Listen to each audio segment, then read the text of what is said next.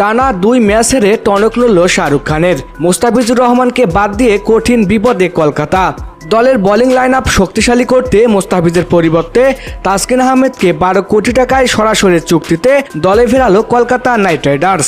দর্শক, আইপিএল 2026-এর শুরুটা মোটেও সুখকর হলো না বর্তমান চ্যাম্পিয়ন কলকাতা নাইট রাইডার্সের জন্য। মুম্বাই ইন্ডিয়ান্স এবং সানরাইজার্স হায়দ্রাবাদের কাছে টানা 2 ম্যাচ হেরে পয়েন্ট টেবিলের তলানিতে গিয়ে ঠেকেছে শাহরুখ খানের দল।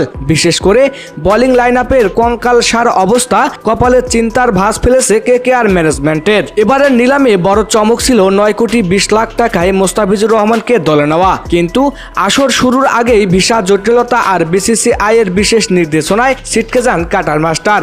মোস্তাফিজকে হারিয়ে কেকেআরের বোলিং আক্রমণ যেন ধারহীন তলোয়ার পরিণত হয়েছে।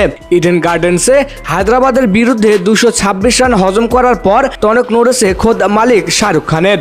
দলের এই কঠিন বিপদে ত্রাণকর্তা হিসেবে কাকে বেছে নিলেন কিং খান? সামাজিক যোগাযোগ মাধ্যম এবং ক্রিকেট পাড়ায় জোর গুঞ্জন, মোস্তাফিজের অভাব পূরণ করতে বাংলাদেশ থেকে উড়িয়ে আনা হচ্ছে ঢাকা এক্সপ্রেস খ্যাত তাসকিন আহমেদকে। গুঞ্জন উঠেছে সরাসরি চুক্তিতে রেকর্ড 12 কোটি টাকার বিনিময়ে কেকেআর শিবিরে যোগ দিয়েছেন এই গতি তারকা তাসকিন আহমেদ। তাসকিন আহমেদ বর্তমানে ক্যারিয়ারের সেরা ছন্দে রয়েছেন।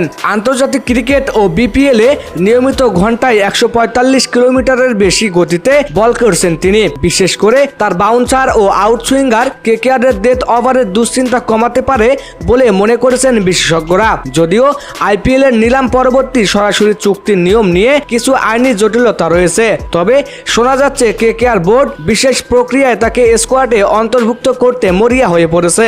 যদি তাসকিন আহমেদের 12 কোটির এই চুক্তির গুঞ্জন সত্য হয়, তবে তাসকিন আহমেদ হতে যাচ্ছেন আইপিএল ইতিহাসের অন্যতম দামি বাংলাদেশি খেলোয়াড়। এখন দেখার বিষয়, তাসকিনের গতি কি পারবে কলকাতার ভাগ্য বদলাতে, নাকি হারের হ্যাট্রিকে আবারও কোণঠাসা হবে বেগুনি সোনালী ব্রিগেডরা। পিএসএল এবং আইপিএল এ বাংলাদেশি খেলোয়াড়দের সর্বশেষ আপডেটগুলো সবার আগে পেতে আমাদের চ্যানেলটি সাবস্ক্রাইব করে সাথেই থাকুন। ধন্যবাদ।